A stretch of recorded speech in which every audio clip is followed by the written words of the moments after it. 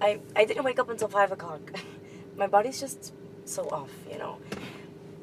It's like, I think it's time for me to go home already. I think you're beautiful all the time. Thank you. In fact, I'd say you're much prettier than Lisa Mays. Thanks. See, I like the dark makeup around your eyes, and I love the way you smell. Thank you. Where are you from, Lou? From the north end of the valley. Okay. Some of the calls take me over that way, but nobody I know still lives out there. You're from Philadelphia, Pennsylvania. Hey, what do you say we just like continue this conversation upstairs? It's really a little late for me. I'm sorry. Well, either way, I thank you for coming out to talk with me. See, kind of where I'm at right now, I want a relationship with somebody I can share with, you know? Kind of like how we share the same job and the same hours and whatnot. Yeah. Well, I mean, I hope you find someone. Here's the thing about that, Nina. I'm quite certain that I already have. Let me put this politely to you, Lou. Okay. I only came out to dinner with you purely as a professional courtesy, you know? I'm sorry. And I thank you for that. Because I don't think it's any secret that I've single-handedly raised the Unibook price on your ratings books. Oh, really? Our ratings book price. Yeah. See, I'm a quick learner, Nina. We had this conversation, and I specifically mentioned that. Do you remember? Do you? Yeah, I do. See, I learned something. I learned that most Americans watch the local news to stay informed. Okay. And that local crime stories usually lead the news and filled about 14 minutes, 14 times the broadcast. Wow. Yeah, that's averaging 5 minutes and 7 seconds.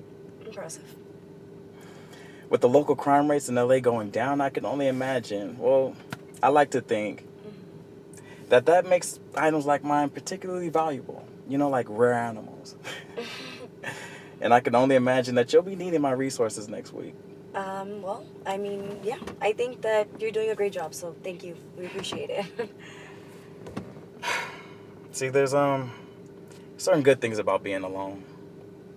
It gives you time to kind of do the things you want to do, you know? Like study, plan. But you can't have dinners like this. Or you can't be physical with a person. Well, beyond like a flirtationship. Where exactly are you going with this? You see, I want that, Nina. With you. The same way you want to keep your job and your health insurance. Okay, look, just for starters, I don't need you to keep my fucking job. You're the news director on the Vampire Shift at one of the lowest rated stations in LA. I have to think you're invested in this. Where did you get the balls to even suggest something like this? Really? We're still just talking. Well, then there's nothing more to say. You could leave.